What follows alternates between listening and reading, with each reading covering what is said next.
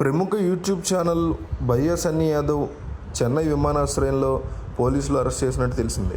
ప్రస్తుతం ఆయన జాతీయ దర్యాప్తు సంస్థ అంటే ఎన్ఐఏ అదుపులో ఉన్నట్టు సమాచారం.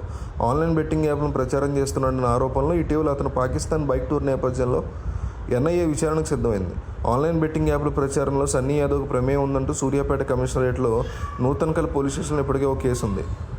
దీనికి సంబంధించినటువంటి ట్విట్టర్లో ఈ వ్యవహారం వెలుగు చూసింది. సజ్జనార్ తన ఫిర్యాదులో భయ్యా సన్నీ యాదవ్ తన టెలిగ్రామ్, ఇన్స్టాగ్రామ్, యూట్యూబ్, ఫేస్బుక్ వంటి సోషల్ మీడియా ప్లాట్ఫామ్స్లో ఆన్లైన్ బెట్టింగ్ యాప్లను ప్రోత్సహిస్తూ వీడియోలు పోస్ట్ చేస్తున్నాడని ఆరోపించారు. పోలీసులు ఐటీ చట్టం 2008తో పాటు పలు సెక్షన్ల కింద కేసు నమోదు చేశారు.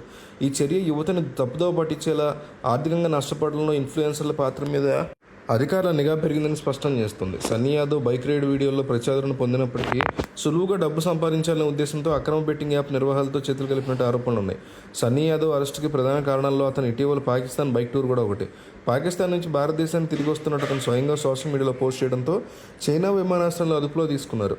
ప్రస్తుతం భారత్-పాక్ మధ్య ఉన్నటువంటి పరిస్థితుల దృష్ట్యా ఇలాంటి పర్యటనలు అధికారుల నిఘా పరిధిలోకి వస్తాయి. పహల్గామ్ ఉగ్రదాడి వంటి సంఘటనల తర్వాత పాకిస్తాన్కి వెళ్లే వారి మీద అక్కడ అధికారులు లేదా పౌరులతో సంబంధం జరిపే వారి మీద నిఘా పెంచారు. ఇప్పటికే ప్రముఖ యూట్యూబర్ జ్యోతి మల్హోత్రాని పాకిస్తాన్ అధికారులతో సంప్రదింపులు జరిపి కీలక ఆధారాలు చేరవేశారని అనుమానంతో విచారిస్తున్నారు. ఇదే కోణంలో సన్నీ యాదవ్ను కూడా ఎన్ఐఏ అధికారులు విచారించనున్నారు. ఆమెతో ఇతనికి ఏమైనా సంబంధాలు ఉన్నాయా అనేటువంటి కోణంలో ఎన్ఐఏ ఆరా తీస్తున్నట్టు తెలుస్తోంది.